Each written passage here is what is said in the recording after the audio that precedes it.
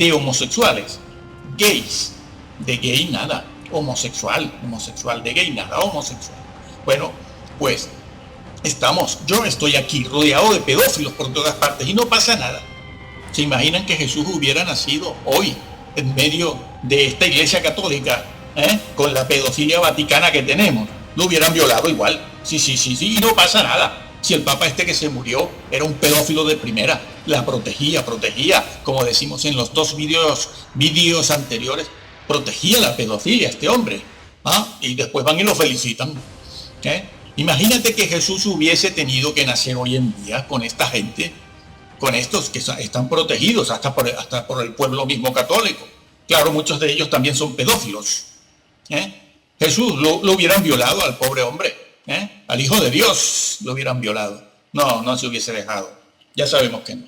Bueno, por no saber estas cosas, tenemos un concepto muy errado en cuanto a la expiación, la redención y la salvación y la persona de Jesús. Sí. Bueno, regreso. Cuando a Jesús comenzaron a acercarse a Dios, al Dios que predican. Bueno, así pues, que la ley quebrantada era una ley moral, una ley eterna, y por lo tanto, eso tenía que ser pagado. ¿Quién paga la sentencia? ¿Quién la paga? ¿Quién? A ver, ¿quién? Dios mismo. No, la sentencia recayó sobre un hombre de carne y hueso, con sangre, y ha de pagarlo un hombre también. Esa sentencia ha de pagarla un hombre de carne y hueso, no Dios. Dios no ha quebrantado ninguna ley.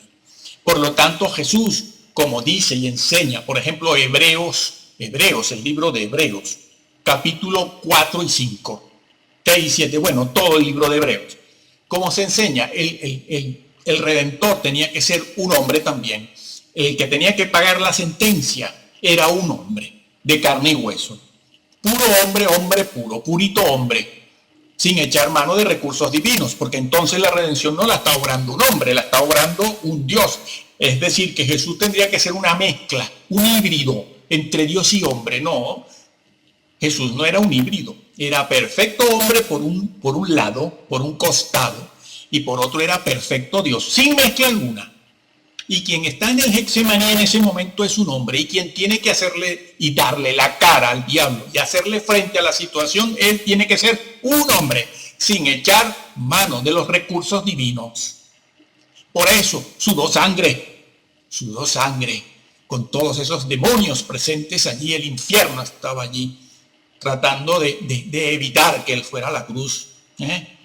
Por eso el Señor que siempre había pedido al Padre, Padre, dame esto, Padre, dame lo otro, Padre, dame los panes, Padre, resucita a Lázaro, Padre, resucita al hijo de la viuda de Naín, Padre, esta agua en vino, Padre. El Padre siempre le había oído, el Padre siempre le había escuchado, el Padre que había dicho en 2 ocasiones, este es mi Hijo amado. No, los curas no inventaron eso. A ver, mesiánicos, eso no es mitología griega. Están blasfemando al Señor, aparte de que califican al cristianismo de maldito. 20 siglos hemos tenido de cristianismo maldito, para que vengan ustedes ahora a circuncidarnos y a decirnos que el cristianismo no. ¿Qué están haciendo, señores? Se están condenando. La Biblia es clara en todo esto. Y los hermanitos se aborregan. Claro. Se aborregan todos, porque no saben. Y los están cumpliendo la profecía que dice que muchos, es decir, la mayoría, serían engañados al final de los tiempos. Lean la Biblia, por favor, y créanle a la Biblia, no a estas vacas mesiánicas y vacas de Bazán y vacas evangélicas cristianas que están llevándose al infierno a un montón de gente. Evítenlo, lean la Biblia, lean Reina Valera, por ejemplo. De condenación y separación del Padre. Allí, de un lado pasó al otro, de un extremo al otro. Él, un santo ser que no sabía, no conocía la maldad, no conocía la transgresión ni la rebelión. Él experimentó eso, que ningún hombre todavía lo ha experimentado. Nadie puede decir que sabe lo que es eso. Eso experimentó Jesús. Por eso él le decía al Padre, Padre, pasa de mí esta copa, Padre, pasa de mí esta copa. Yo le pido a mis discípulos que sean mártires, porque ellos cuando mueren no cargan con los pecados de nadie y ellos van al encuentro contigo, pero yo no, yo estoy cargando con los pecados de todos. Yo voy a sufrir la separación, la condenación eterna. Voy a ser separado de ti, que soy tu hijo eterno. ¿Lo entiendes? ¿No lo entiendes? Eso sufrió el Señor por ti y por mí. Llegó a ser lo que nunca había sido. Llegó a estar donde nunca había estado. Llegó a ser lo que nunca había sido. ¿Lo entiendes? ¿Lo entiendes?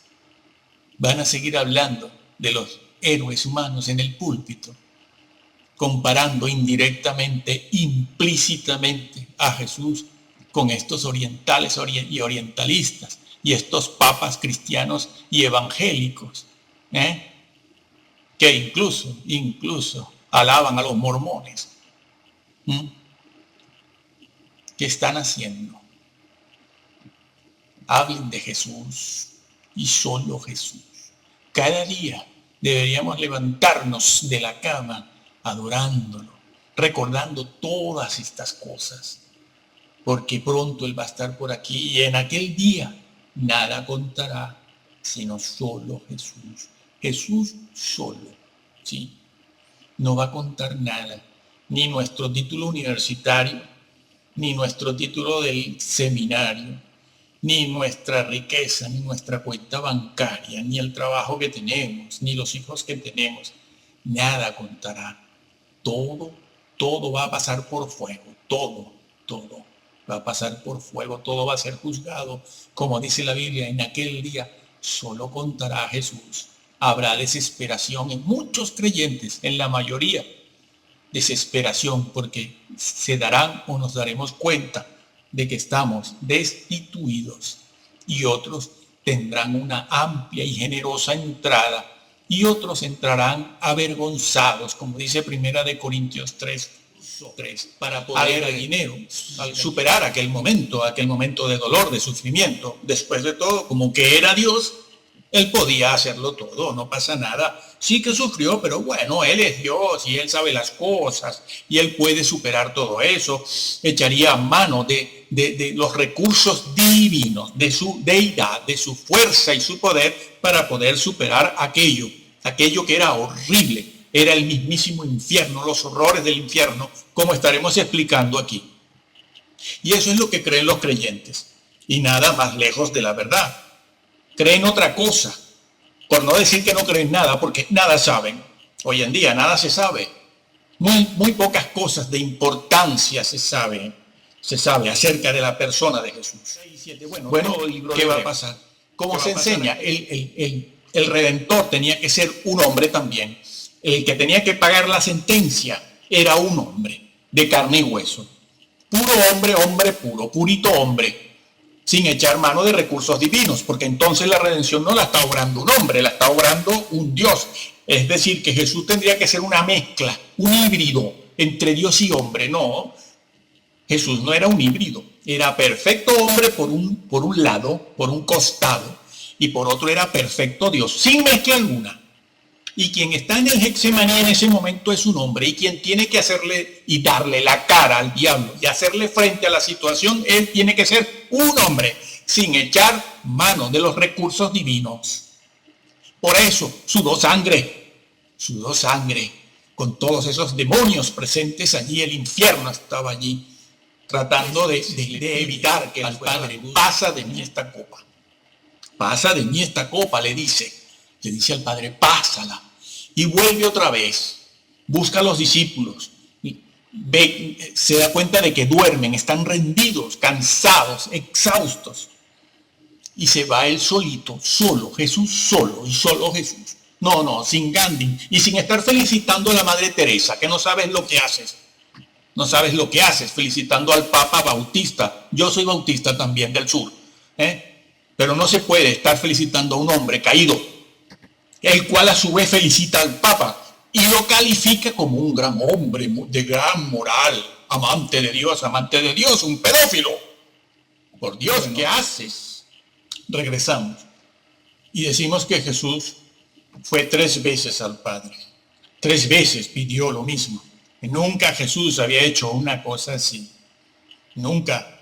Si él podía recurrir a su poder divino, como lo demostró en tantas ocasiones, ¿cómo es que ahora no puede? ¿Cómo es que ahora no puede? No puede. Se lo está pidiendo al Padre. Él, que siempre le había pedido tantas cosas al Padre, como cuando multiplicó los panes, para dar de comer a la gente, a los que le escuchaban, no los que bailaban, no, los que le escuchaban. Como cuando él pidió al Padre resucitar a Lázaro, dio gracias por ello y tenía poder. Él lo decía. Bueno, resucitó a Lázaro, como cuando también le dio la vista al ciego, tenía poder, resucitó a otros.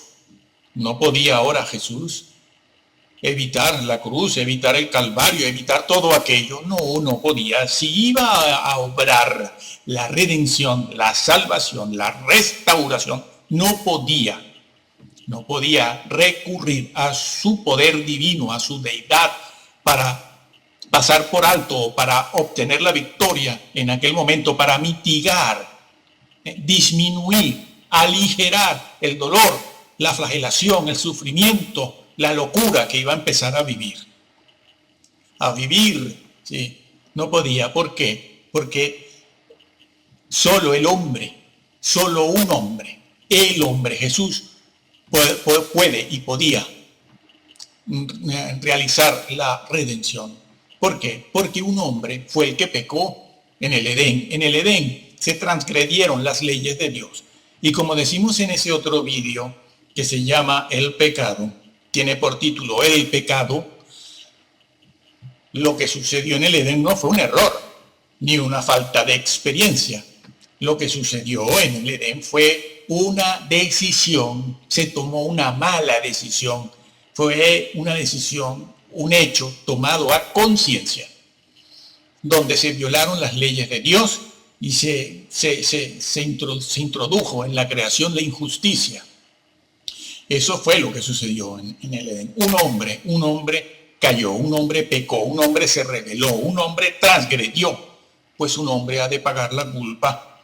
La sentencia que había sobre ese hecho, sobre esa rebelión, era la muerte eterna. Muerte eterna no significa extinción, no significa desaparecer, significa estar separado de Dios eternamente, al infierno, a la condenación. Esa era la sentencia que había sobre la ley quebrantada. El día que de él comiereis, de ese fruto, el día que de él comas, el día que quebrantes ese mandamiento positivo, era un mandamiento positivo. El día que lo hagas, ese día, la sentencia será muerte eterna. ¿Y quién va a pagar esa sentencia? Porque la sentencia es eterna. Es una sentencia de naturaleza eterna. ¿Y qué significa eso de eterno? Significa que la ley que se quebrantó era una ley de naturaleza y de origen eterno. Eso es lo que significa, porque esas leyes, como todas las leyes que sostienen el universo, son leyes morales. Vivimos en un universo moral. Cada día lo experimentamos. Y la cruz por eso tiene como base, fue clavada sobre una base moral. Sí. Pues el universo es un universo moral. ¿Por qué? Porque el Dios que lo creó es un Dios moral. Un Dios moral. Y Dios no puede crear algo que no esté de acuerdo con su propia esencia. Dios no crea algo distinto de sí mismo. Cuando crea algo, cuando algo sale de la mano de Dios, cuando algo sale de su propio interior, siempre lleva ese emblema, siempre lleva esa característica, que es un hecho moral.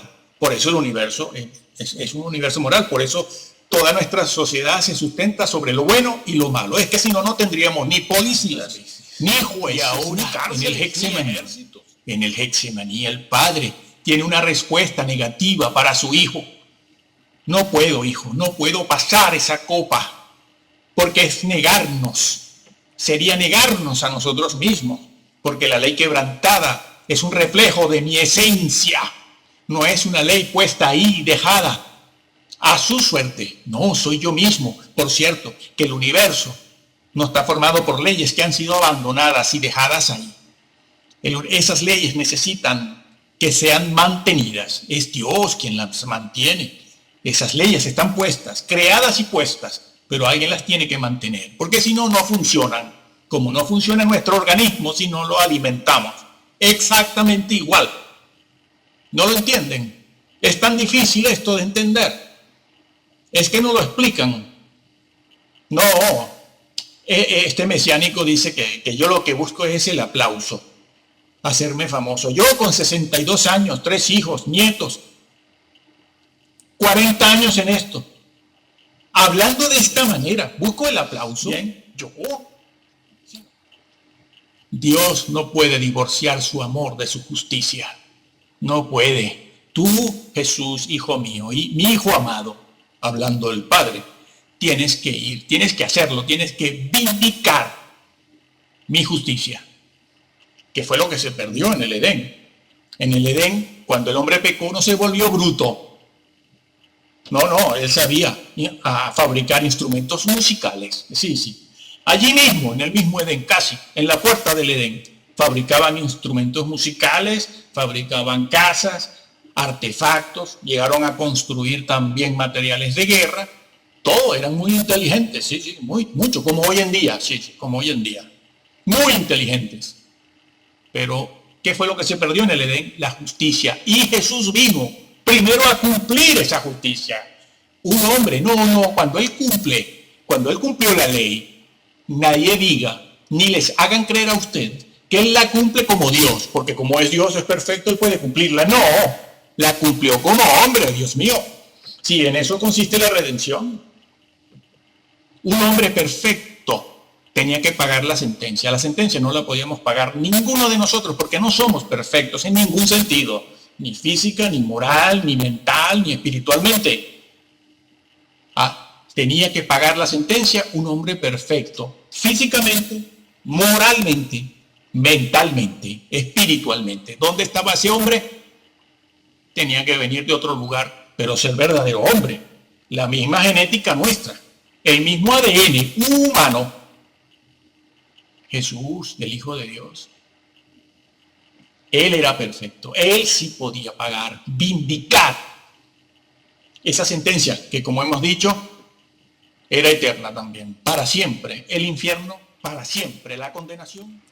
Así que, como Jesús, no habrá ningún ser jamás. La fortaleza de Jesús para combatir contra todos los frentes abiertos, frentes de guerra abiertos, simultáneamente, obteniendo además la victoria segura, no tendrá igual en toda la historia. No la puede tener, porque no hay un ser como Él. Es único y es un hombrecito, amigo. El rey de este universo es un hombre, sí. Y él sufrió en una dimensión infinita, sí, infinita. Aquí aprovechamos para explicar eso. Jesús, la persona de Jesús es Dios. Cuando Jesús amaba, cuando Jesús perdonaba, cuando sentía compasión, cuando esos atributos de la persona de Jesús asomaban, afloraban, se veían, eran los atributos de una persona infinita.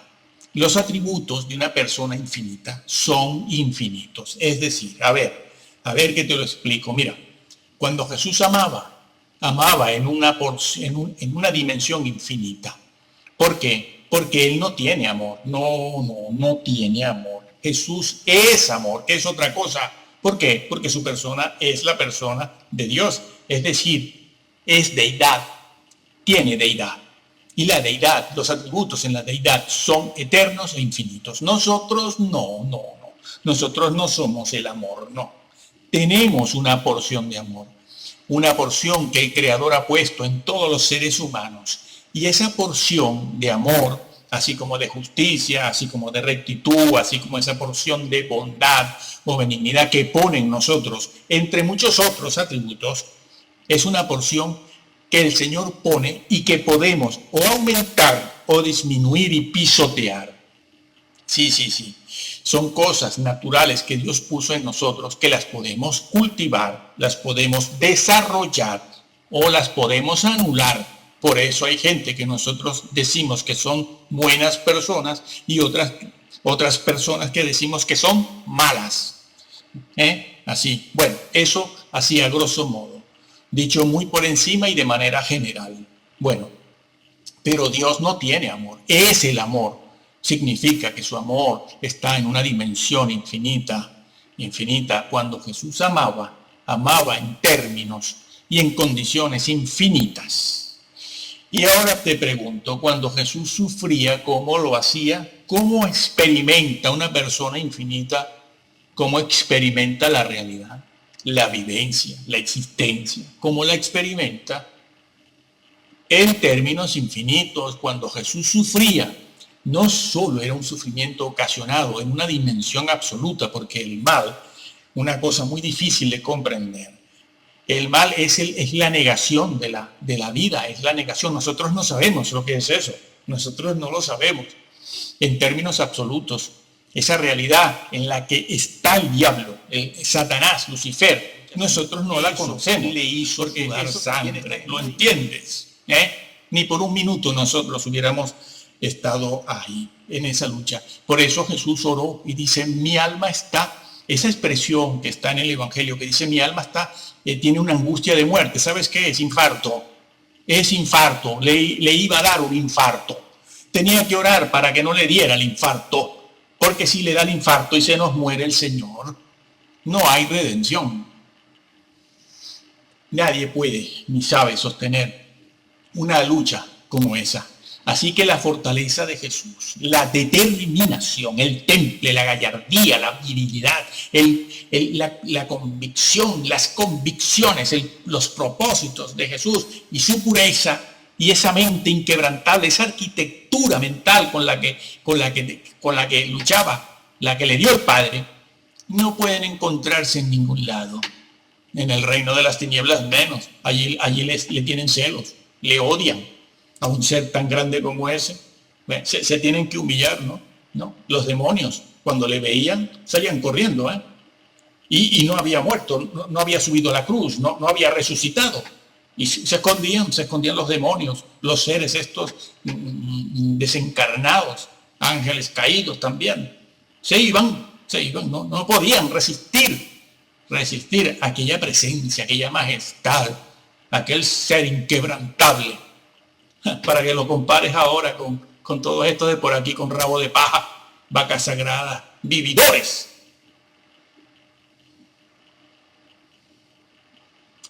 El reino de las tinieblas sometido por Jesús. Jesús, el león de la tribu de Judá, no retrocede. Un león cuando ataca no retrocede. Amigo, nadie como el hombre Jesús, nadie. Satanás le odia, los hombres le odian, porque no pueden alcanzar ni la valentía, ni la virilidad, ni el carisma aplastante que tenía el maestro de Galilea. Sí, no en vano se dice de él que él es el príncipe de los ejércitos celestiales.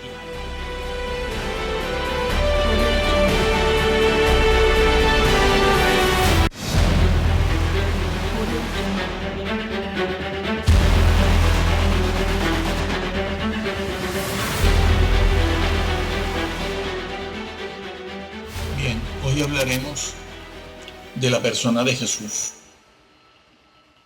Hablaremos de la redención de Jesús, el hombre Jesús, porque la redención la obró un hombre, no la obró Dios. La obró la persona, la segunda persona de la Trinidad, que tiene deidad, la persona que la Biblia llama hijo. No, nadie se ha inventado eso de hijo. El mismo Padre lo dice en el bautismo de Jesús y en otros lugares. Dice que Jesús es su hijo. Y el apóstol Juan dice que es su hijo unigénito, único en su especie. No, por lo tanto, no puede ser un arcángel. Tenemos que aprender bien acerca de la persona de Jesús. ¿Por qué? Pues porque quien no conozca, quien no sepa no entienda a la persona y la obra de Jesús, no es salvo aunque crea en él, que es lo que está pasando en todos los templos y las iglesias. Es una fe en Jesús, una creencia en Jesús, pero sin contenido. Entonces, seguimos diciendo que la persona de Jesús es el Hijo. La persona de Jesús es el Hijo de Dios. Ese Jesús es Hijo de Dios. Y la persona que va en esa naturaleza humana es una persona que tiene deidad, la segunda de la Trinidad. Eso es lo que la Biblia registra en su fraseología, no la fraseología nuestra. La fraseología nuestra no pone en evidencia la teología. Bueno, pues hablaremos de él, de Jesús y su obra y su persona, la persona de Jesús. Pues bien, estaremos hablando de la persona del Hijo de Dios encarnada en María. Jesús es el Hijo de Dios. No es como algunos mesiánicos nos están diciendo, que es la relación entre María, Jesús y el Padre, Dios el Padre. La Biblia sí habla, es la Biblia la que habla del Padre, la que dice que existe un Padre. Es la Biblia, es la fraseología de la Biblia. Pues no es como dicen los mesiánicos, que esto es una cuestión mitológica, copiada a lo mejor de la mitología griega. Dan a entender eso, sobre todo estos mesiánicos de Centroamérica. ¿Hasta dónde están llegando? No solo judaizando a la iglesia, sino tergiversando total y groseramente, con una tremenda blasfemia, al mismísimo Hijo de Dios y al mismísimo Padre. No, Jesús no es producto, no es hijo de un soldado romano, es hijo de Dios. María engendró del Espíritu Santo. Eso es lo que enseña la Biblia. Y es mentira, también es mentira cuando dicen que la Biblia la cambió la Iglesia Católica. Señores, vamos a ver. En el siglo I, en el siglo II, en el siglo III y en el siglo IV no existía la Iglesia Católica. Los curas no cambiaron la Biblia, no han podido cambiarla nunca en su vida. No han podido. Y en aquella época, en los primeros 5 siglos, 6 siglos, no existían los curas, no existían. Ni cambiaron la Biblia. Ni la cambiaron el texto, el manuscrito salido de la mano de los apóstoles, de los escritores, los autógrafos, no han sido cambiados. Se conservaron, hubieron copistas que conservaron muy bien los autógrafos, la palabra de Dios inspirada, que solo fue inspirada en los escritores originales. Los demás son copistas. Las copias, las versiones no son inspiradas. Fueron copias y se conserva por lo menos del texto bizantino más de 3 y 4 mil evidencias, manuscritos de eso, de los autógrafos. Algunos cambiaron, sí, como Orígenes, en Alejandría, como no podía aceptar, igual que Marción, entre otras cosas, la deidad de Jesús, pues cambiaron la Biblia. Bueno, la Biblia no, algunos versículos, pero los manuscritos originales los tenemos, nadie los cambió, no habían curas en el siglo I. ¿Cómo se les ocurre decir esto? Están blasfemando, están engañando, están siendo engañados y engañan a todos esos hermanos con la circuncisión. Algo de lo que estaremos hablando aquí. Bueno, pues hablaremos de Jesús, sí. Y la redención, y lo que a él le costó la salvación, lograr la salvación del hombre y la redención y la restauración de todas las cosas. De todas las cosas. Esto es lo que tendrían que estar explicando casi todos los domingos los pastores, sacerdotes, obispos, diáconos, mesiánicos y todo el mundo en los púlpitos cada domingo. Vamos a ver una cosa en particular sobre la salvación, y es lo que Jesús sufrió. Sí, Jesús sufrió, claro, la redención le costó, ¿no? Muchas personas piensan, muchos creyentes piensan, la mayoría piensa que la redención, bueno, que obró Jesús, después de todo no fue una cosa tan difícil. ¿no? Eso de que sudó sangre, de que lo flagelaron, de que sufrió mucho en la cruz y todo eso, no debió haber sufrido tanto porque como era Dios, pues no pasa nada aquí, no pasa nada. Era Dios, él tenía la fuerza, tenía el recurso o los recursos para hacerle frente a esa situación. Pero no han entendido la redención, lo que le sucedió a Jesús, lo que le pasó a Jesús para lograr la salvación. No lo han entendido y no se lo han explicado, porque pasan más tiempo cantando, bailando, cosas que son nuevas de ahora, danzando y distraídos en un montón de cosas que, claro, no conocen al Dios en el que dicen creer.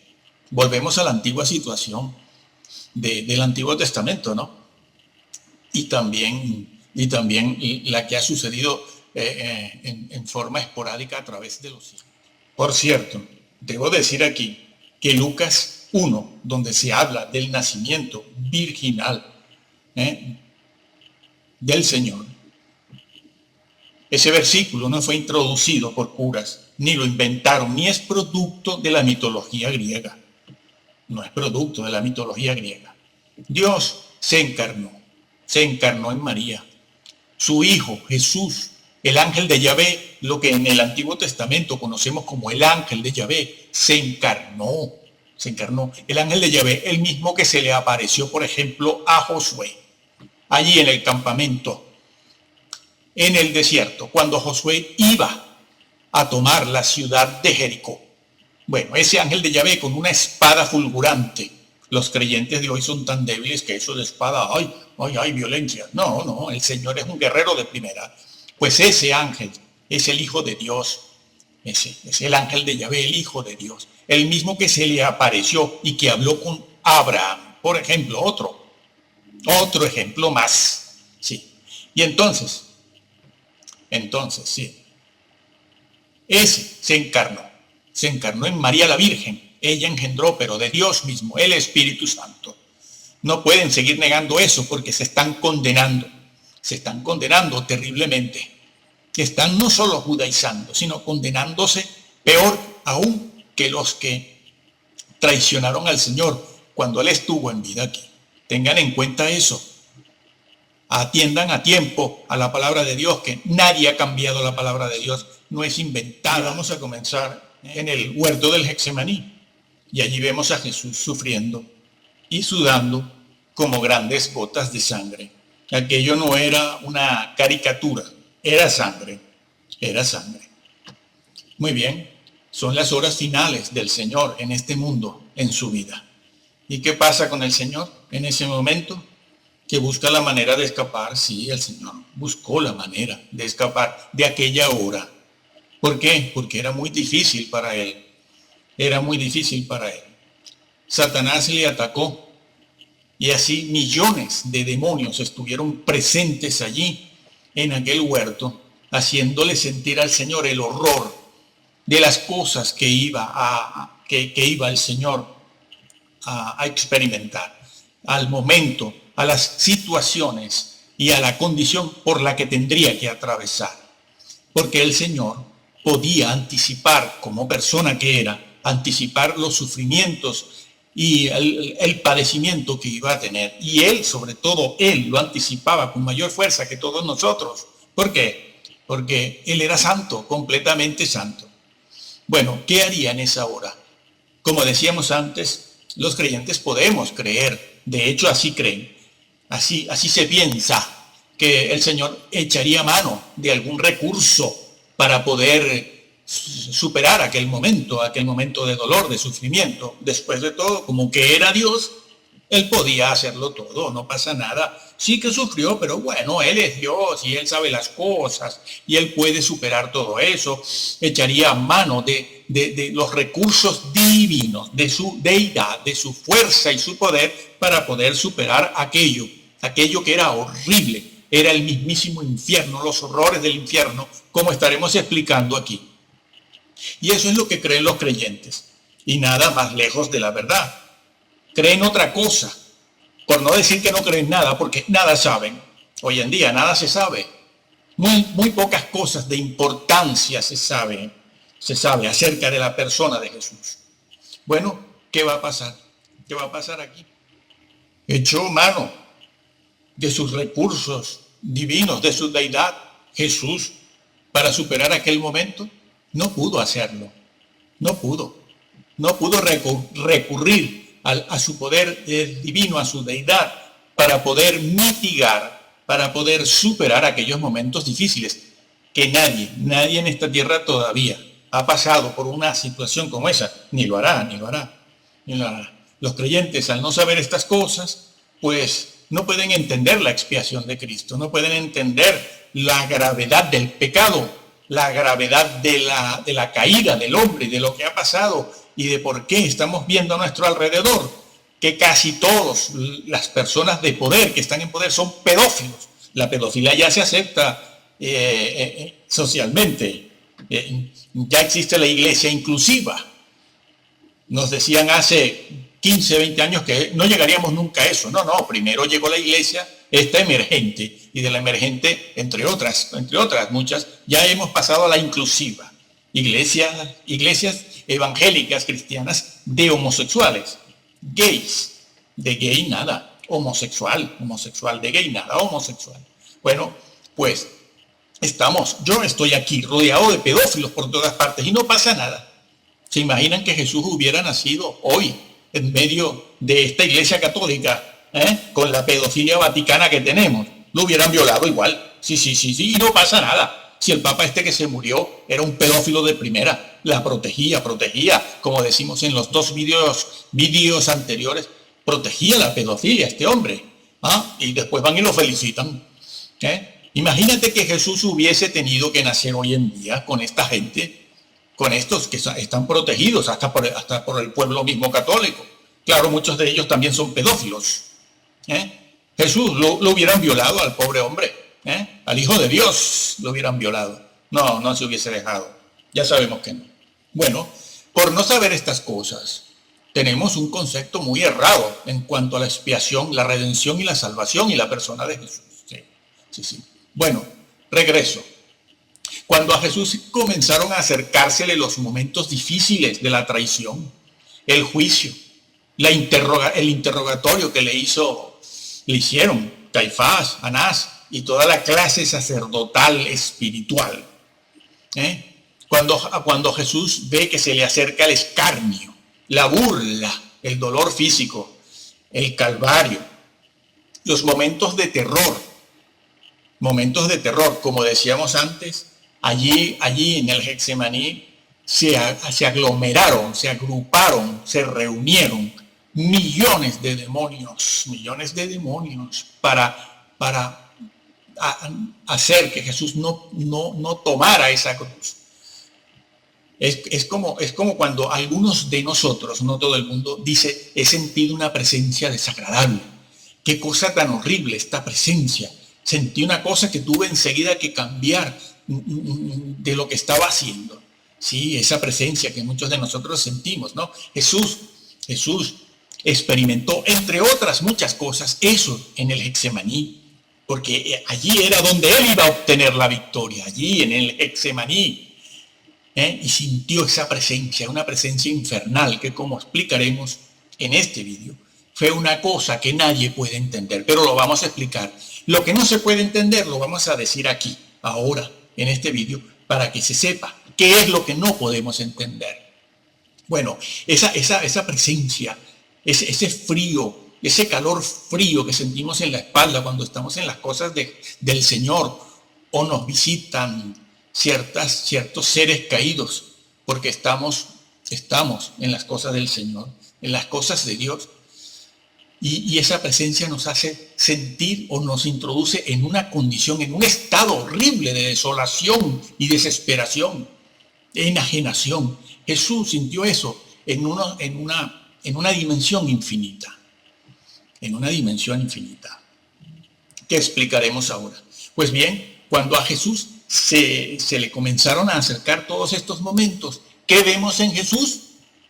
¿Qué vemos? El deseo de huir, sube allí al Getsemaní, 3 veces le pide al Padre, pasa de mí esta copa. Pasa de mí esta copa, le dice al Padre, pásala. Y vuelve otra vez, busca a los discípulos, se da cuenta de que duermen, están rendidos, cansados, exhaustos. Y se va él solito, solo y solo Jesús. No, sin Gandhi y sin estar felicitando a la Madre Teresa, que no sabes lo que haces. No sabes lo que haces felicitando al Papa Bautista. Yo soy bautista también del sur. Pero no se puede estar felicitando a un hombre caído, el cual a su vez felicita al Papa y lo califica como un gran hombre de gran moral, amante de Dios, un pedófilo. Por Dios, ¿qué haces? Regresamos y decimos que Jesús fue 3 veces al Padre. 3 veces pidió lo mismo. Nunca Jesús había hecho una cosa así. Nunca. Si él podía recurrir a su poder divino, como lo demostró en tantas ocasiones, ¿cómo es que ahora no puede? ¿Cómo es que ahora no puede? No puede. Se lo está pidiendo al Padre.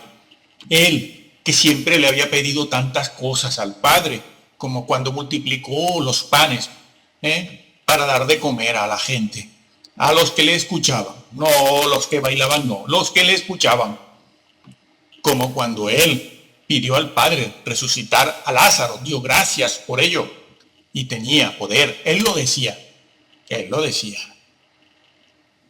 Bueno, resucitó a Lázaro, como cuando también le dio la vista al ciego, tenía poder, resucitó a otros. ¿No podía ahora Jesús evitar la cruz, evitar el Calvario, evitar todo aquello? No podía. Si iba a obrar la redención, la salvación, la restauración, no podía recurrir a su poder divino, a su deidad, para pasar por alto, para obtener la victoria en aquel momento, para mitigar, disminuir, aligerar el dolor, la flagelación, el sufrimiento, la locura que iba a empezar a vivir. Sí, no podía. ¿Por qué? Porque solo un hombre, el hombre Jesús, puede y podía realizar la redención. ¿Por qué? Porque un hombre fue el que pecó en el Edén. En el Edén se transgredieron las leyes de Dios.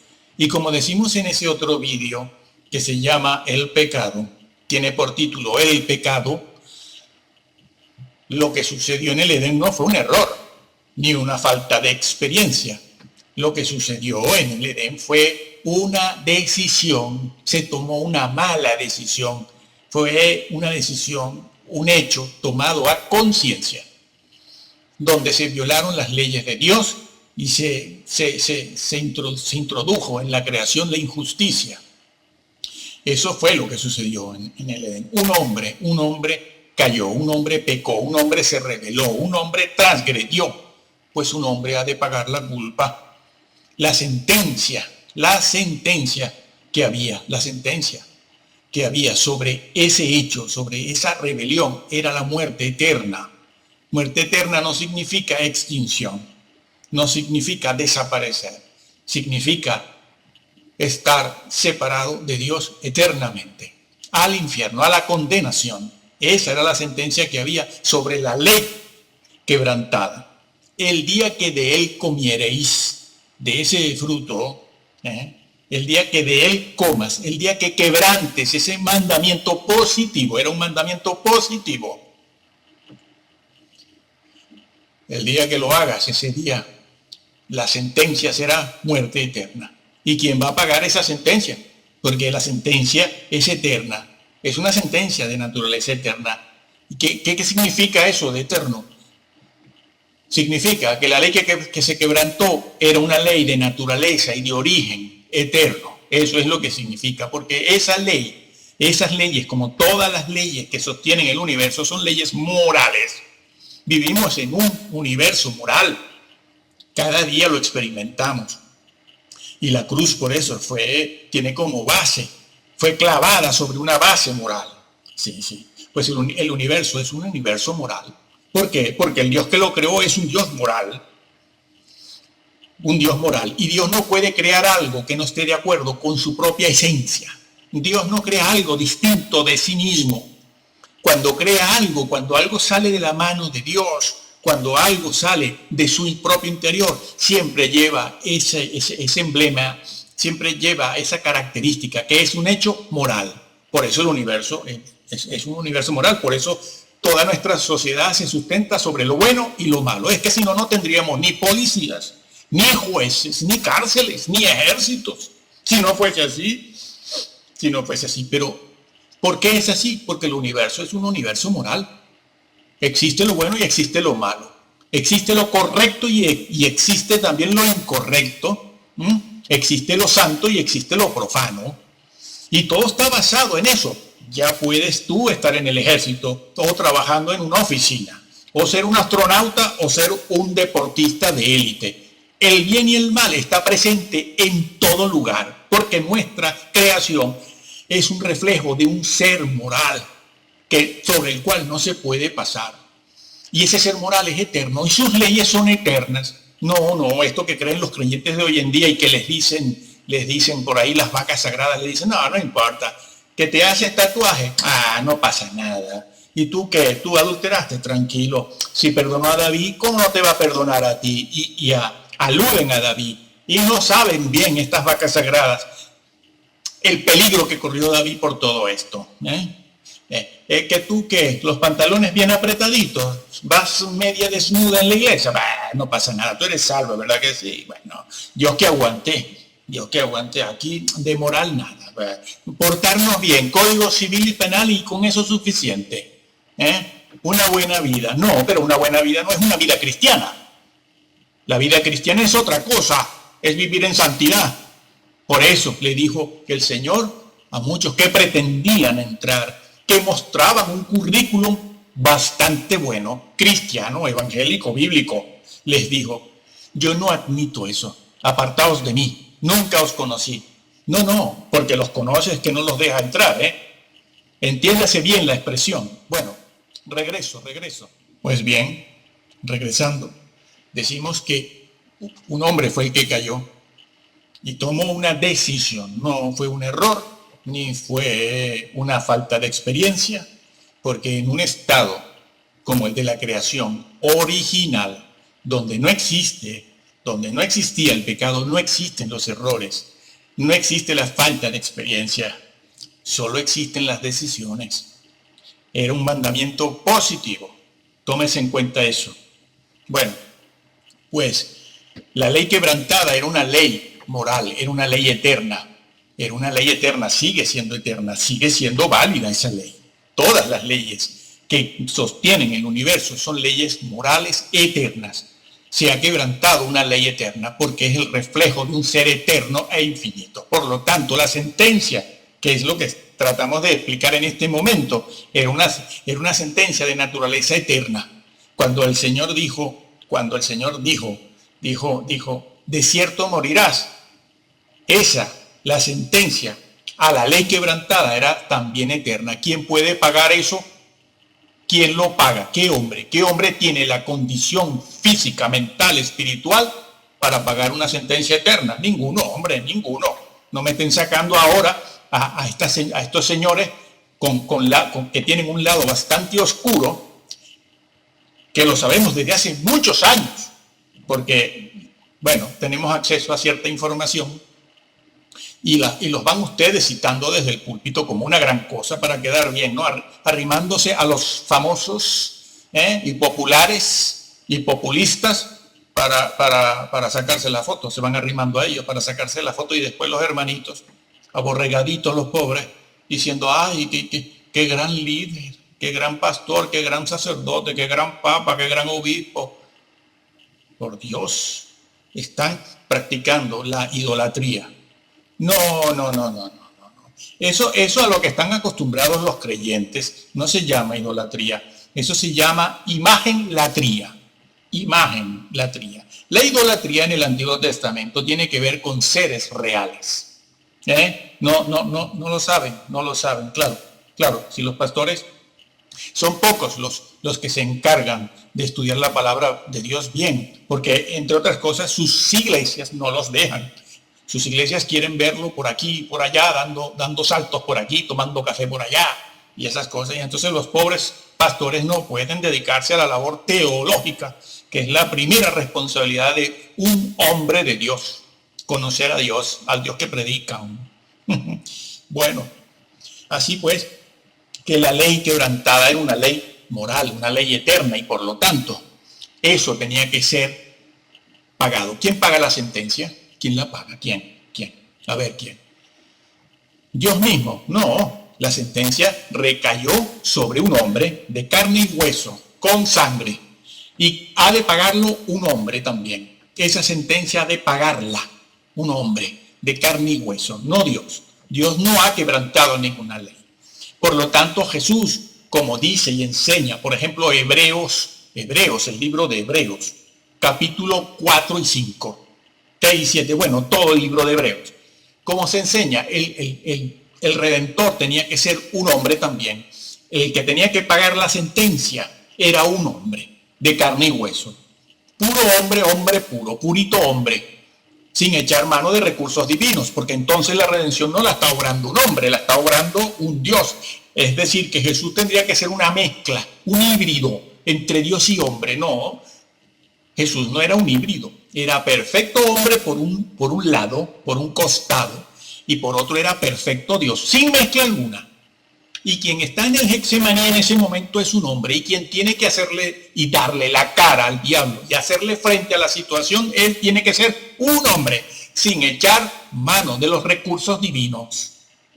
Por eso sudó sangre, con todos esos demonios presentes allí. El infierno estaba allí, tratando de evitar que él fuera a la cruz. Por eso el Señor que siempre había pedido al Padre, Padre, dame esto, Padre, dame lo otro, Padre, dame los panes, Padre, resucita a Lázaro, Padre, resucita al hijo de la viuda de Naín, Padre, esta agua en vino, Padre. El Padre siempre le había oído, el Padre siempre le había escuchado, el Padre que había dicho en 2 ocasiones, este es mi hijo amado. No, los curas no inventaron eso. A ver, mesiánicos, eso no es mitología griega. Están blasfemando al Señor, aparte de que califican al cristianismo de maldito. 20 siglos hemos tenido de cristianismo maldito, para que vengan ustedes ahora a circuncidarnos y a decirnos que el cristianismo no. ¿Qué están haciendo, señores? Se están condenando. La Biblia es clara en todo esto. Y los hermanitos se aborregan. Claro. Se aborregan todos, porque no saben. Y los están cumpliendo la profecía que dice que muchos, es decir, la mayoría, serían engañados al final de los tiempos.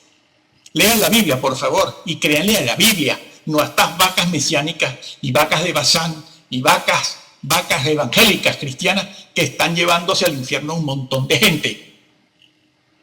Evítenlo, lean la Biblia, lean Reina Valera, por ejemplo. Sí, Dios el Padre lo dijo, este es mi Hijo amado, en él tengo complacencia, a él oíd, es a él. El Señor lo dijo a él y no a otros. No hay otros mediadores, no hay otros corredentores.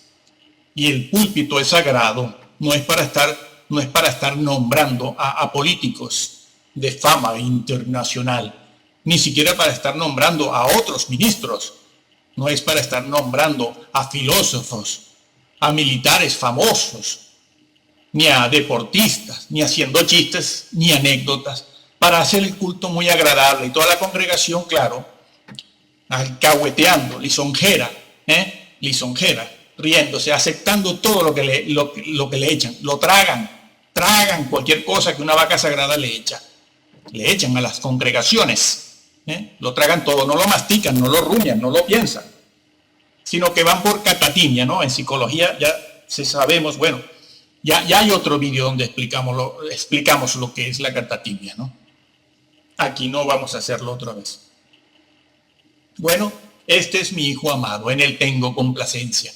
Tantas veces que el Padre escuchó a su Hijo amado, a el unigénito, el único. No hay otro de esa especie. Tantas veces. Y ahora en el Getsemaní, el Padre tiene una respuesta negativa para su Hijo. No puedo, hijo, no puedo pasar esa copa, porque es negarnos. Sería negarnos a nosotros mismos, porque la ley quebrantada es un reflejo de mi esencia. No es una ley puesta ahí, dejada a su suerte. No, soy yo mismo. Por cierto, que el universo no está formado por leyes que han sido abandonadas y dejadas ahí. Esas leyes necesitan que sean mantenidas. Es Dios quien las mantiene. Esas leyes están puestas, creadas y puestas, pero alguien las tiene que mantener, porque si no, no funcionan. Como no funciona nuestro organismo si no lo alimentamos. Exactamente igual. ¿No lo entienden? Es tan difícil esto de entender. Es que no lo explican. No, este mesiánico dice que yo lo que busco es el aplauso, hacerme famoso. Yo con 62 años, 3 hijos, nietos, 40 años en esto, hablando de esta manera, busco el aplauso. Yo, si no me va a aplaudir nadie, si hablamos solo para 4 gatos. Bueno, una respuesta negativa tiene el Padre para su Hijo. No se puede. No puedo ir contra mis leyes, no puedo ir contra mí mismo, contra mi esencia. Tú tienes que cargar con el pecado porque hemos quedado de acuerdo. Tú quieres hacerlo, no solo yo quiero que tú lo hagas, sino que tú quieres hacerlo también. Jesús no estaba coaccionado, no estaba obligado. Él lo dijo, yo pongo mi vida porque quiero ponerla. Porque Él también es Dios. La persona de Jesús, la persona es Dios, tiene deidad. Él también quiere redimir la creación, quiere vindicar la ley moral de Dios, su santidad. Es que Dios se llama amor. No, en ninguna parte en la Biblia se dice que el nombre de Dios es amor. No. Les han engañado. ¿Cómo llaman? ¿Cuál es el nombre de Dios en la Biblia? Bueno, ya sabemos, no, Yahvé, el existente, la eterna existencia, el Altísimo. Sí, hay otro nombre, Yahvé de los ejércitos, vale, muy bien, ok. Hay otro. ¿Cuál es su nombre? El Santo. Sí, con mayúscula, porque es un nombre propio, no común, no. A Dios se le llama el Santo. ¿Y qué más se dice? Que habita en amor. No dice eso la Biblia. Dice que habita en santidad. ¿Saben que la santidad es el atributo supremo? Madre mía, ¿cómo estamos? Bueno, hay otros vídeos para el que los quiera ver, donde estas cosas se mencionan, se dicen. Muy bien. Una respuesta negativa. No puedo pasar esta copa, porque no podemos ir contra mí. Hay algo que Dios no puede hacer. Hay algo que Dios no puede hacer. Es ir contra su propia ley. No puede ir contra su propia santidad. No puede. En Dios pesa tanto su amor como su santidad. En Dios todos los atributos de Dios, que son muchos más de los que están registrados en la Biblia, que son unos cuantos ya, todos sus atributos pesan lo mismo, tienen el mismo calibre, la misma magnitud, todos sus atributos tienen el mismo alcance, la misma repercusión.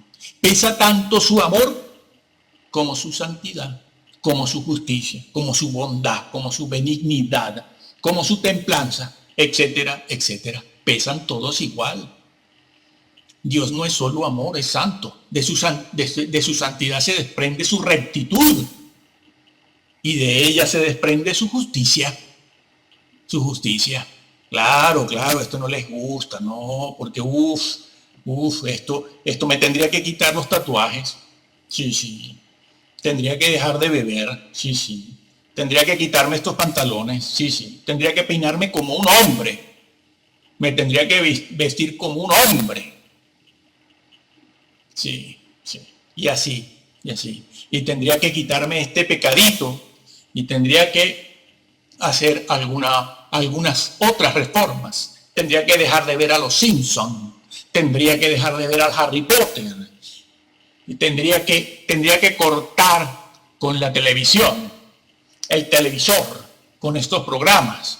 Tendría que cortar con estos que van alabando al Papa, al Buda, a todos los demás, y ser una persona como antiguamente eran los creyentes verdaderos, como eran antiguamente, desde hace 200, 300 años hacia atrás. Sí, sí. Bien. Dios no puede divorciar su amor de su justicia. No puede. Tú, Jesús, hijo mío, y mi hijo amado, hablando del Padre, tienes que ir, tienes que hacerlo, tienes que vindicar mi justicia, que fue lo que se perdió en el Edén. En el Edén, cuando el hombre pecó, no se volvió bruto. No, él sabía fabricar instrumentos musicales. Sí, sí. Allí mismo, en el mismo Edén, casi, en la puerta del Edén, fabricaban instrumentos musicales, fabricaban casas, artefactos, llegaron a construir también materiales de guerra. Todos eran muy inteligentes, sí, sí, mucho, como hoy en día, sí, sí, como hoy en día. Muy inteligentes. Pero, ¿qué fue lo que se perdió en el Edén? La justicia. Y Jesús vino primero a cumplir esa justicia. Un hombre, cuando él cumplió la ley, nadie diga, ni les hagan creer a usted que él la cumple como Dios, porque como es Dios, es perfecto, él puede cumplirla. No, la cumplió como hombre, Dios mío. Sí, en eso consiste la redención. Un hombre perfecto tenía que pagar la sentencia. La sentencia no la podíamos pagar ninguno de nosotros, porque no somos perfectos en ningún sentido, ni física, ni moral, ni mental, ni espiritualmente. Tenía que pagar la sentencia un hombre perfecto, físicamente, moralmente, mentalmente, espiritualmente. ¿Dónde estaba ese hombre? Tenía que venir de otro lugar, pero ser verdadero hombre. La misma genética nuestra, el mismo ADN humano. Jesús, el Hijo de Dios. Él era perfecto, él sí podía pagar, vindicar esa sentencia que, como hemos dicho, era eterna también, para siempre. El infierno, para siempre. La condenación. Decía que el dolor físico de Jesús fue real.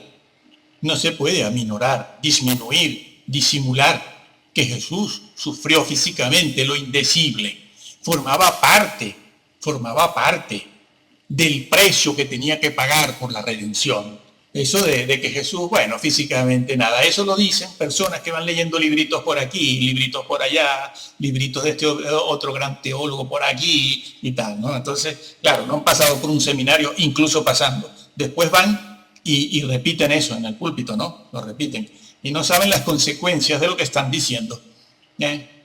Bueno, ya claro que me pueden decir lo mismo a mí. Bueno, ya yo me encargo de leerlo en griego y en hebreo y saber lo que se ha dicho en la historia. Pues bien, el dolor físico de Jesús fue una de las últimas armas que Satanás tenía para bajarlo de la cruz, ¿sabes? Así que no disminuyas. El dolor físico de Jesús era una de las armas importantes, porque Jesús era un hombre, sufrió en el alma, sufrió en su personalidad, sufrió en su espíritu, sufrió en su moral, y sufrió físicamente, igual también. Mira, hoy en día los hermanos sienten al demonio a su lado. ¿Sabes por qué? Porque no conocen a Jesús. Mira, el hombre Jesús es capaz de vencer en cualquier campo de batalla. Ya lo hizo. Si querían derrotarlo, quitarlo, destronarlo, ya se les hizo tarde. ¿Por qué? Porque Jesús ya venció y vence y seguirá venciendo en cualquier campo de batalla, sobre todo en el espiritual, que es el de la mente, el de las ideas, el de los pensamientos, que es el más difícil de todo, de todos los campos de batallas que se puedan abrir, que tengamos abiertos. El mental es el más difícil. Piénsese que las enfermedades, sigue en psicología, las enfermedades mentales sabemos que no se curan. No se curan, se pueden tratar, pero no se curan. Te puedes curar una herida, pero las enfermedades mentales son bastante difíciles de tratar con ellas. Ningún otro hombre, ningún otro hombre hubiera resistido aquella hora difícil combatiendo contra el diablo.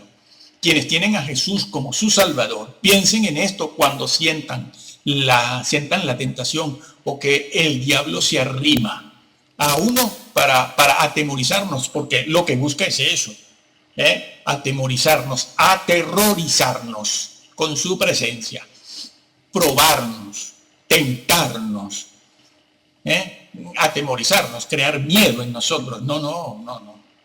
Mira, ningún otro hombre hubiera resistido aquella difícil hora del Getsemaní, el juicio, la traición, la flagelación. Ninguno combatiendo contra el diablo. Nadie hubiera resistido eso, combatiendo contra el diablo, sin primero claudicar, física, moral, espiritualmente. Así que, como Jesús, no habrá ningún ser jamás. La fortaleza de Jesús para combatir contra todos los frentes abiertos, frentes de guerra abiertos simultáneamente, obteniendo además la victoria segura, no tendrá igual en toda la historia. No la puede tener, porque no hay un ser como Él. Es único y es un hombrecito, amigo. El rey de este universo es un hombre, sí. Y Él sufrió en una dimensión infinita, sí, infinita. Aquí aprovechamos para explicar eso. Jesús, la persona de Jesús es Dios. Cuando Jesús amaba, cuando Jesús perdonaba, cuando sentía compasión, cuando esos atributos de la persona de Jesús asomaban, afloraban, se veían, eran los atributos de una persona infinita.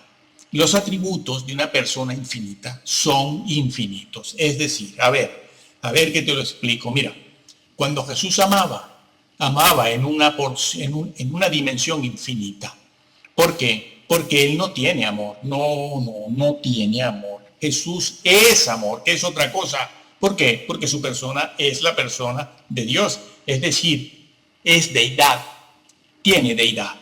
Y la deidad, los atributos en la deidad son eternos e infinitos. Nosotros no. Nosotros no somos el amor, no. Tenemos una porción de amor, una porción que el Creador ha puesto en todos los seres humanos.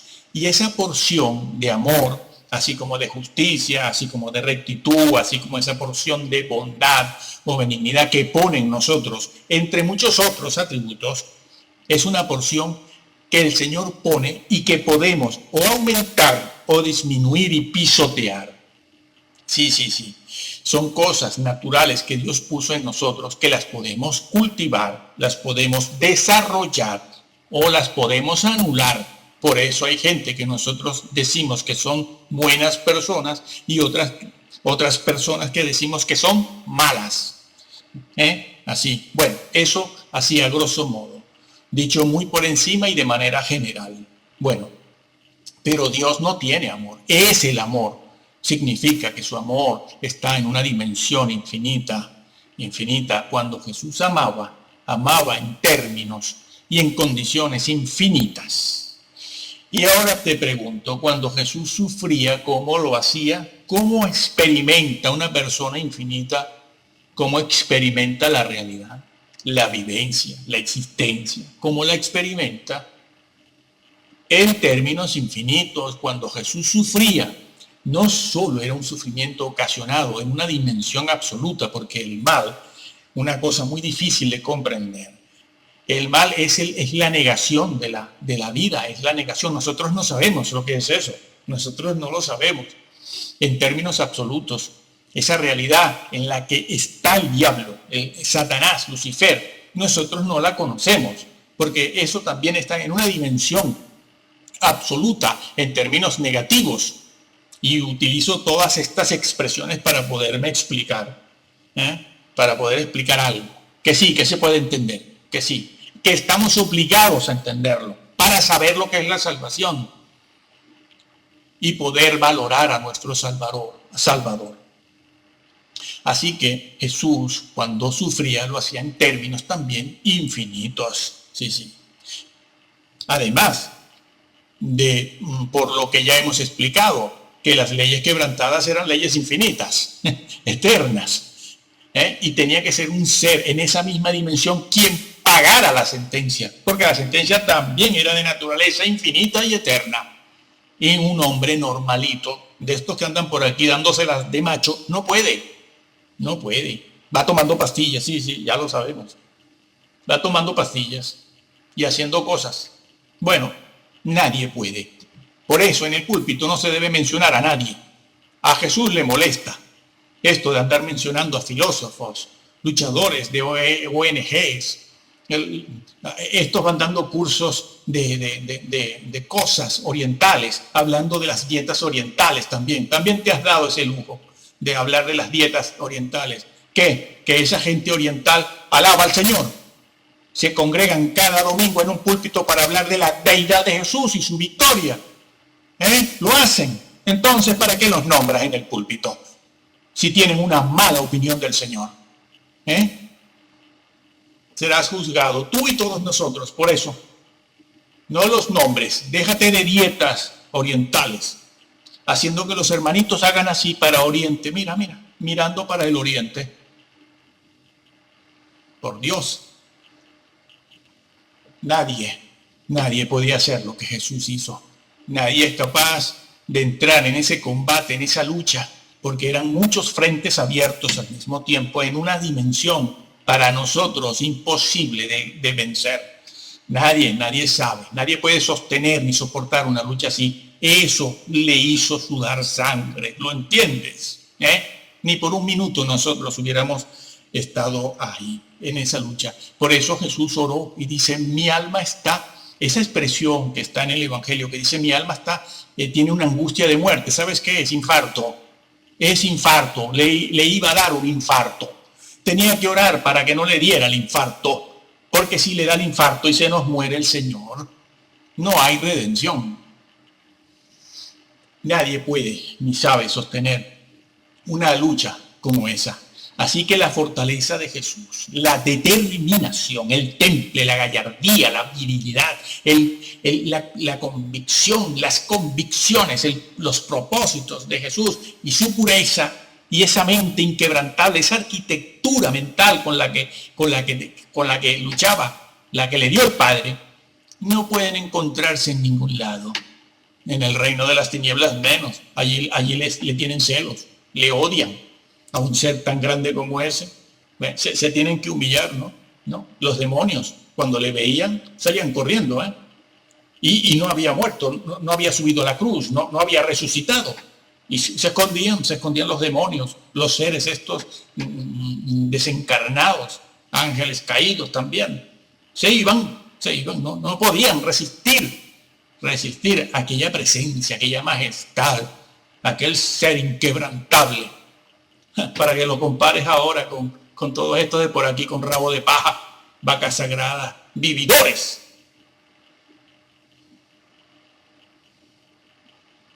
El reino de las tinieblas sometido por Jesús. Jesús, el león de la tribu de Judá, no retrocede. Un león cuando ataca no retrocede.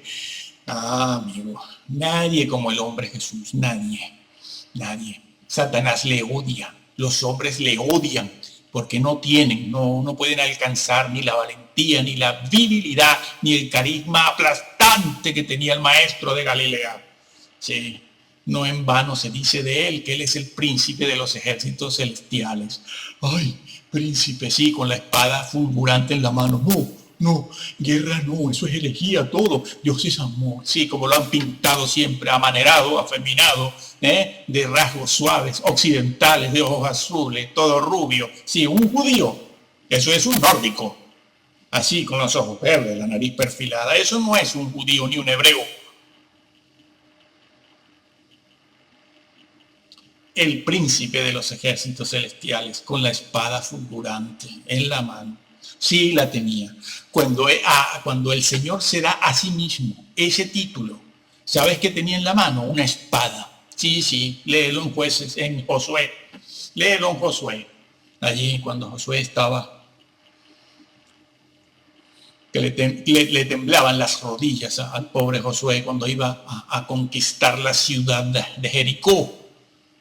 Y aparece aquel ser santo en medio del campamento y Josué lo ve y sospecha que algo no está bien y le pregunta, ¿tú quién eres? Y el Señor le dice, quita tu calzado de los pies, porque el terreno donde estás santo es. Yo soy el príncipe de los ejércitos celestiales, el ángel de Yahvé, el Hijo de Dios. Ah, amigo, qué majestad manda mi Señor. Qué majestad, qué presencia. Punto, te lo dejo ahí. Piensa que Él pronto estará por aquí, en algún día no muy lejano. Y Él puede ser o tu Salvador o tu juez. Cada quien elige lo que quiere que el Señor Jesús, el Hijo de Dios, el Redentor, sea para Él. Todo depende de la relación que tú tengas con Él. Acéptale, créele, ámale, obedécele, obedece al Señor. Sé santo en toda tu forma y manera de vivir. Bueno, regresando otra vez al tema, hacía falta que la culpa recayera, la culpa por la transgresión recayera sobre un hombre verdadero, un hombre real, sin mezcla con ninguna otra naturaleza, sin mezcla. Y que en Dios pesa tanto su amor como su santidad y su justicia. Dios lo puede todo, pero no puede pasar por alto su propia santidad, que sería pisotearse a sí mismo, pisotear su justicia y su rectitud y su ley. Su ley, y ley que es un reflejo de su propia naturaleza, de su propia esencia. Así que, como decíamos, Dios no crea nada que sea distinto, que no sea un reflejo de sí mismo. Muy bien. Y la sentencia era la separación eterna del Padre. Pues bien, en Jesús el sufrimiento, además, se vio aumentado por un hecho que no ocurre con frecuencia en nosotros. Porque en Jesús se ve el sufrimiento, el dolor aumentado porque era una persona completamente santa. El dolor era producido en una persona divina que era completamente santa, santa en extremo, infinitamente santa. Jesús, mira, Jesús siempre vivió sin un mal pensamiento, nunca tuvo un mal pensamiento, sin ninguna idea impura, no la tuvo, nunca tuvo una idea de venganza ni de codicia, y su imaginación, con una imaginación completamente al servicio de los hombres y de su Padre, jamás utilizó su mente y su imaginación para nada malo, para nada codicioso, ni de venganza, al contrario. Para que lo comparen, sí, con estos de aquí y de ahora, ¿no? Estos de púlpito, estas vacas de Bazán, reposados de Sión, con el estómago bien lleno,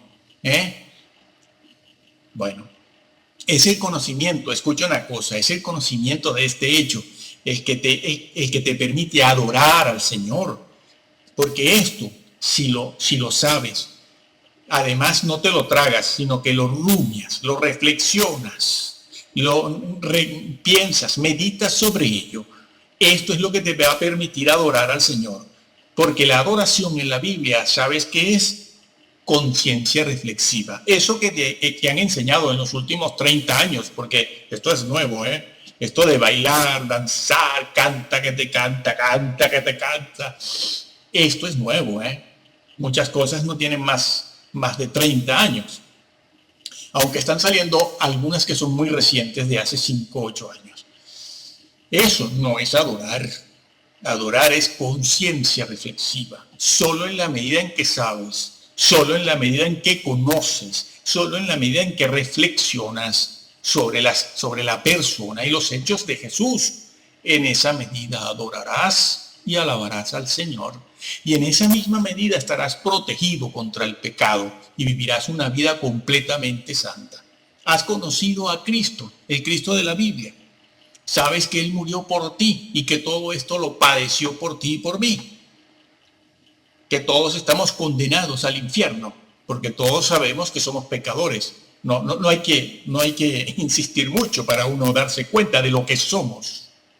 Pero si comprendes todas estas cosas, las reflexionas y buscas al Maestro de Nazaret, el Hijo de Dios humanado en el vientre de María, y le crees, le conoces y le respetas, le sigues y te conviertes en su discípulo, entrarás en el reino.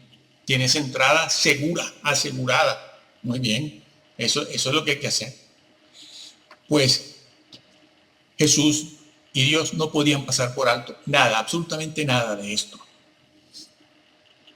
Hay un hecho más, hay un hecho más, sí, hay un hecho más. Dile a un juez que vas a dejar en libertad al condenado a prisión, un condenado a prisión por 30 años. Dile que lo vas a dejar en libertad porque el amor te obliga a dejarlo libre. Que el amor que sientes y que tendría que sentir el juez tiene que ser muy, muy grande. Y que vamos a dejarlo en libertad por amor. Sí. Y la justicia que ese mismo señor que está condenado por violación y asesinato, está condenado a 120 años. Si lo dejas suelto por amor, puede que termine violándote a ti y a tu familia. Y eso no te va a gustar, ¿no? A menos que la persona sea gay. Es que ni a un homosexual le gustará eso. Dios también es así. Amor y justicia. Libertad o cárcel. Cielo o infierno. No, yo creo en el cielo, pero no en el infierno. No, claro, tú quieres dejar en libertad a todo el mundo, ¿no? Claro, ya se ve cómo son estos creyentes, ¿no? Ya se va viendo. Muy íntegros, sí. Bien. Hay algo más que destaca en la persona de Jesús. Porque Jesús dijo, por ejemplo, en Juan 12, dijo, ahora el príncipe de este mundo es echado fuera. ¿Quién es el príncipe de este mundo? Bueno, Lucifer. Lucifer es el príncipe de este mundo. Es echado fuera.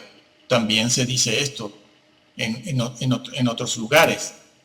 El príncipe de este mundo es echado fuera. El príncipe de este mundo ya no seguirá molestando, ya no seguirá haciendo las cosas, será juzgado ya.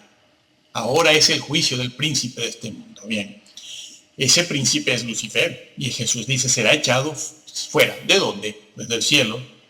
¿Por qué? Porque quebrantó. Dice Jesús que le faltó a la verdad y a su misión. Sí, a su misión. Por eso a Lucifer se le llamaba el querubín protector, el que tenía que proteger, el que tenía que enseñar al resto de la creación la santidad y la grandeza de Dios, la gloria de Dios. Tenía que hacerlo el príncipe, este príncipe, Lucifer, el querubín alado.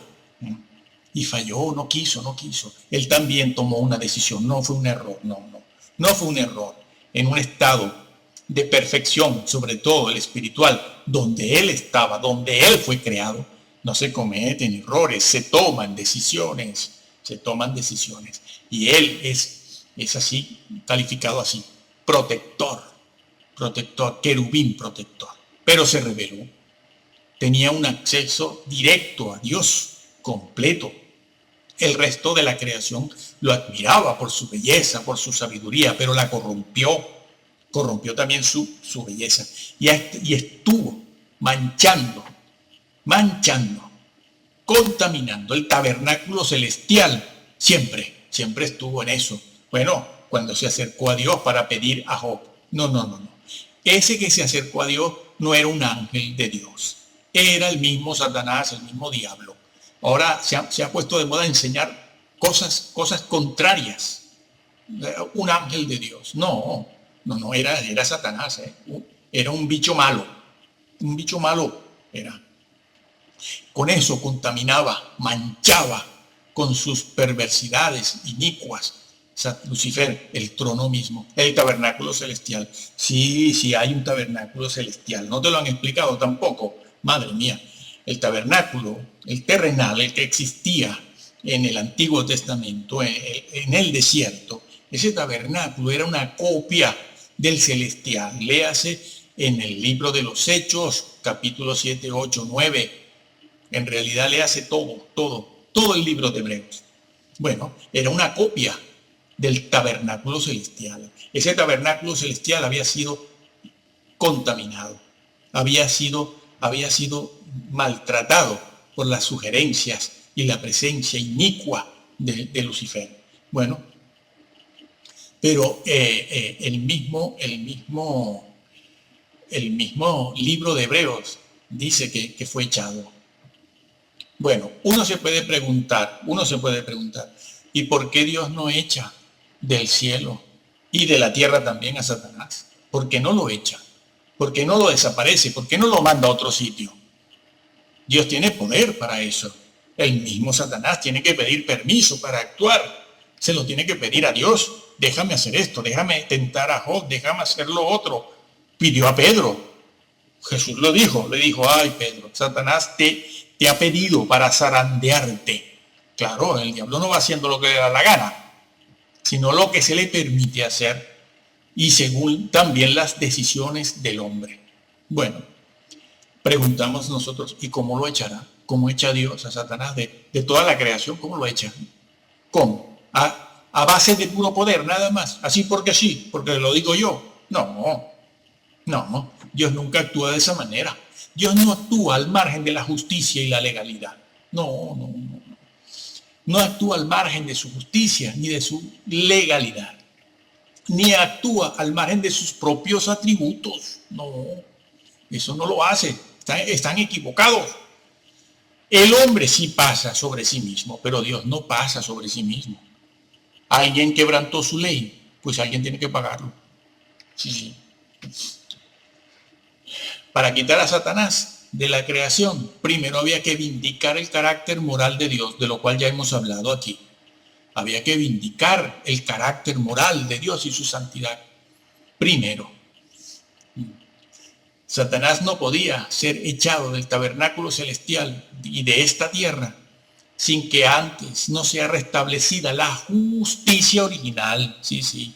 Obediencia a la justicia divina. Sí, y eso lo logró Jesús. También eso lo logró. Por eso Hebreos capítulo 9 dice que Jesús subió con su sangre, subió con sus marcas en las manos, en los pies, en el costado, para limpiar el tabernáculo celestial. Léase, en Hebreos 9 se dice, Jesús limpió también ese tabernáculo. Limpió eso. ¿Con qué? Con su sacrificio. Con su sacrificio vicario. Por cierto, que el Papa no tiene nada de vicario, y esto que son unos fiesteros menos.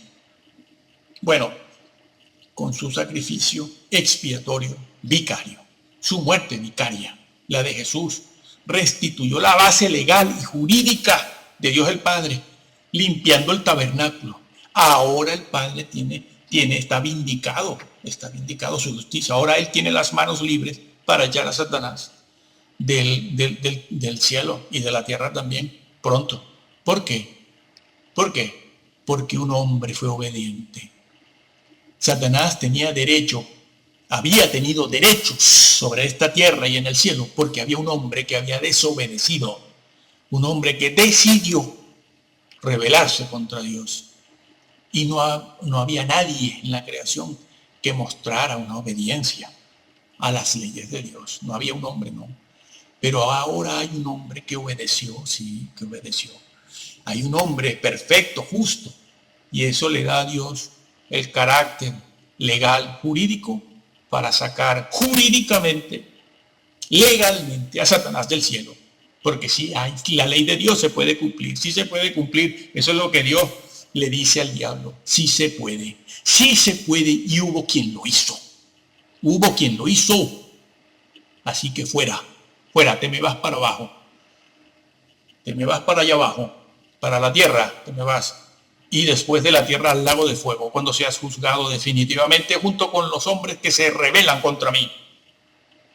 Cielo y tierra fueron purificados por la sangre de Jesús. La redención es una redención cósmica, sí, cielos nuevos y tierra nueva. Aunque ahora hay mesiánicos que lo niegan todo.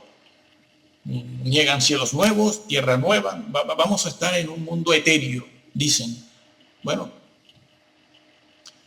estos mesiánicos están enseñando de todo, están unos contra otros, ellos mismos, mesiánicos. Hay más grupos, hay grupos mesiánicos, muchos, y todos en contra, unos contra otros, mesiánico, contra el otro contra el otro. Claro, uno pensaría que por ser mesiánicos todos piensan lo mismo, todos tienen la misma doctrina, todos tienen la misma teología. No, nada de eso, nada de eso. Bueno, pues así es. Así que la creación y el cielo son lugares de naturaleza moral, como decíamos al principio, y naturaleza jurídica. Y con la ley que Jesús obedeció y encarnó, Él redimió, lo hizo todo, hizo la redención cósmica, una redención cósmica. Y restauró todas las cosas. Por eso el Señor al final del Apocalipsis dice, yo hago nueva todas las cosas. Yo, Jesús solo y solo Jesús. Jesús es incomparable. Jesús es incomparable. No lo compares con nadie. No, con nadie. Hay una cosa más, entre muchas otras, que no las veremos todas. Y es que Jesús sube 3 veces en el Getsemaní a orar con su Padre. 3 veces. Jesús allí está sufriendo, evidentemente, una angustia de muerte, como decíamos antes, de infarto. Una angustia de infarto, de muerte, tristeza, soledad total. Él solo tiene encima la creación entera sobre los hombros de un hombre.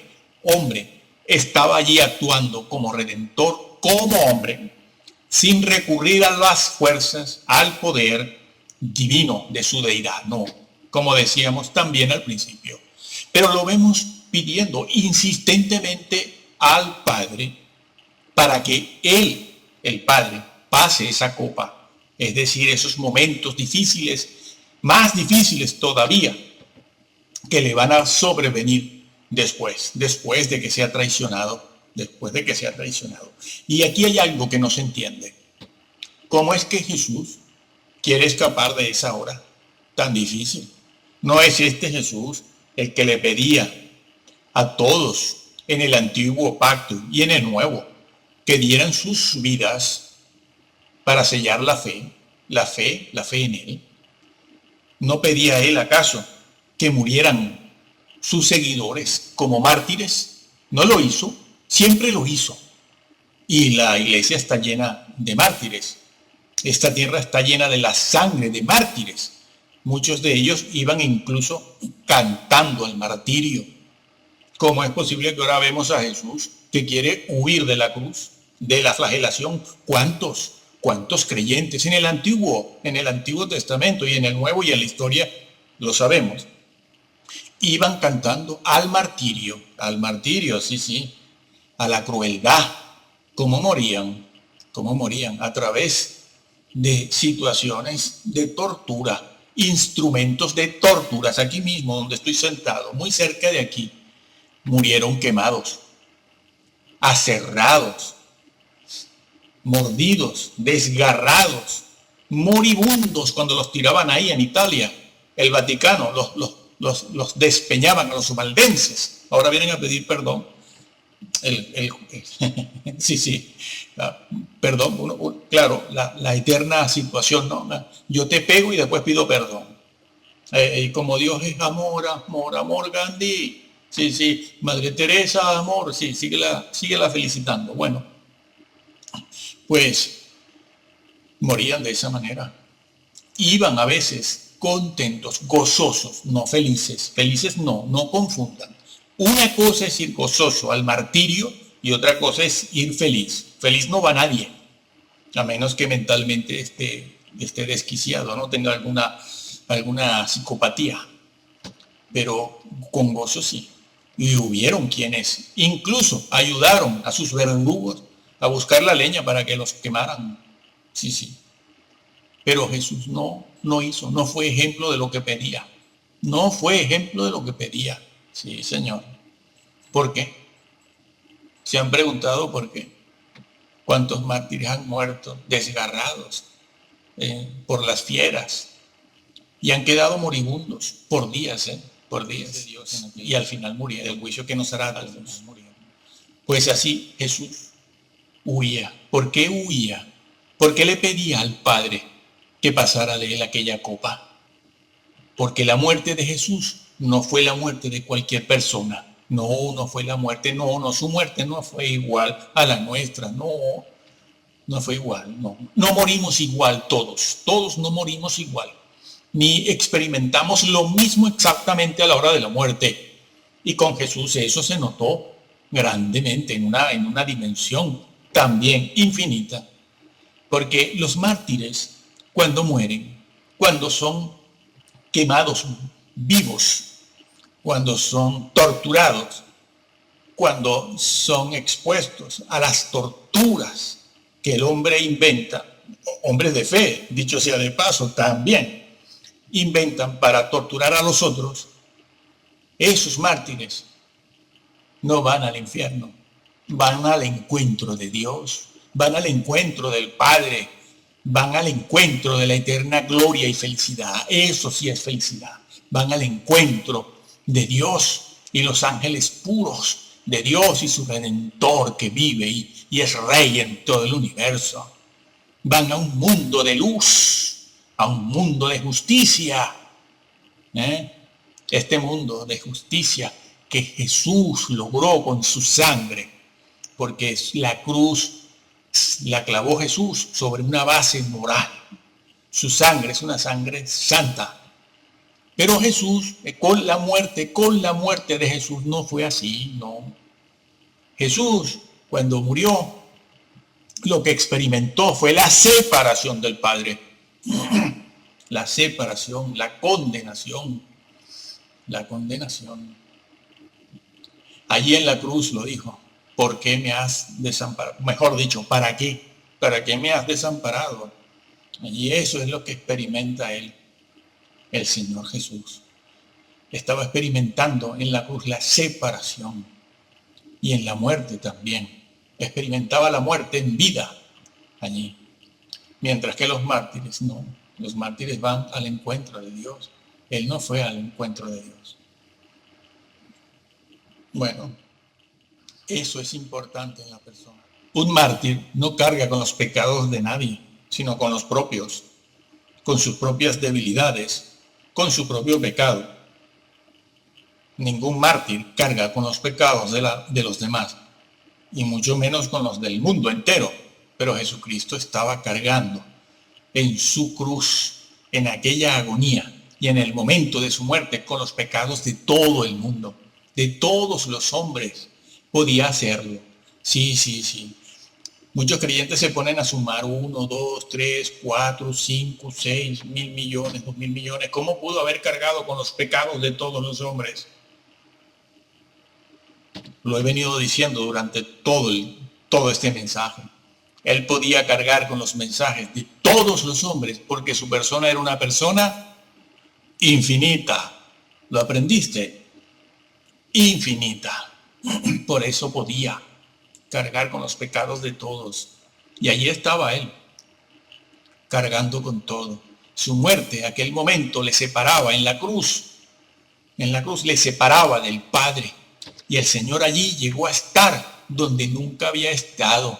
Llegó a sentir lo que nunca había sentido. De un estado de total y absoluta felicidad. De una existencia llena de paz y armonía en la eternidad pasada. Jesús, su persona, que no conocía el pecado, que no conocía el dolor ni el sufrimiento, él, en su humanidad, en ese momento de la cruz y justo la muerte, llegó a experimentar y llegó a pasar al otro extremo, de uno a otro, al más horrible estado de soledad, de condenación y separación del Padre. Allí, de un lado pasó al otro, de un extremo al otro. Él, un santo ser que no sabía, no conocía la maldad, No conocía la transgresión ni la rebelión. Él experimentó eso, que ningún hombre todavía lo ha experimentado. Nadie puede decir que sabe lo que es eso. Eso experimentó Jesús. Por eso él le decía al Padre, Padre, pasa de mí esta copa. Padre, pasa de mí esta copa. Yo le pido a mis discípulos que sean mártires, porque ellos cuando mueren no cargan con los pecados de nadie y ellos van al encuentro contigo. Pero yo no, yo estoy cargando con los pecados de todos. Yo voy a sufrir la separación, la condenación eterna. Voy a ser separado de ti, que soy tu hijo eterno. ¿Lo entiendes? ¿No lo entiendes?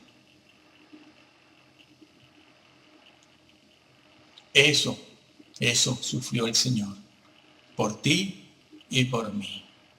Llegó a ser lo que nunca había sido. Llegó a estar donde nunca había estado. Llegó a ser lo que nunca había sido. ¿Lo entiendes? ¿Lo entiendes? Van a seguir hablando de los héroes humanos en el púlpito, comparando indirectamente, implícitamente a Jesús con estos orientales y orientalistas y estos papas cristianos y evangélicos, que incluso alaban a los mormones. ¿Qué están haciendo? Hablen de Jesús y solo Jesús. Cada día deberíamos levantarnos de la cama adorándolo, recordando todas estas cosas, porque pronto Él va a estar por aquí y en aquel día nada contará, sino solo Jesús. Jesús solo, ¿sí? No va a contar nada, ni nuestro título universitario, ni nuestro título del seminario, ni nuestra riqueza, ni nuestra cuenta bancaria, ni el trabajo que tenemos, ni los hijos que tenemos. Nada contará. Todo va a pasar por fuego. Todo va a pasar por fuego. Todo va a ser juzgado. Como dice la Biblia, en aquel día solo contará Jesús. Habrá desesperación en muchos creyentes, en la mayoría. Desesperación porque se darán o nos daremos cuenta de que estamos destituidos y otros tendrán una amplia y generosa entrada y otros entrarán avergonzados, como dice Primera de Corintios 3, al gallinero. Muchas de estas cosas las escribió Pablo. Resulta curioso hoy en día observar cómo estos mesiánicos que van guardando fiestas, que van sobre todo circuncidando y hablando mucho del judaísmo. Resulta curioso, repito, ver cómo hablan poco de Pablo y muchos de los profetas del Antiguo Testamento. Sí, hay que hablar de los profetas del Antiguo Testamento y nosotros somos de los que lo hacemos. Porque claro, ellos llamaron al pueblo al arrepentimiento, a la verdadera ley, la de la mente, la del espíritu. Pero no pueden hablar estos mesiánicos de Pablo porque Pablo luchó contra la circuncisión. Sí. Y entonces estos mesiánicos engañan a multitudes diciendo que, bueno, si Pablo prohibió la circuncisión será porque los curas cambiaron la Biblia. Nadie ha hecho trizas la Biblia, nadie. Y los que han torcido, los que han borrado algún vocablo o han puesto otro, sabemos quiénes son, quiénes fueron, dónde estuvieron y dónde están en este momento. Y qué están haciendo, lo sabemos. Dios no es tonto para no cuidar su palabra. Lo sabemos.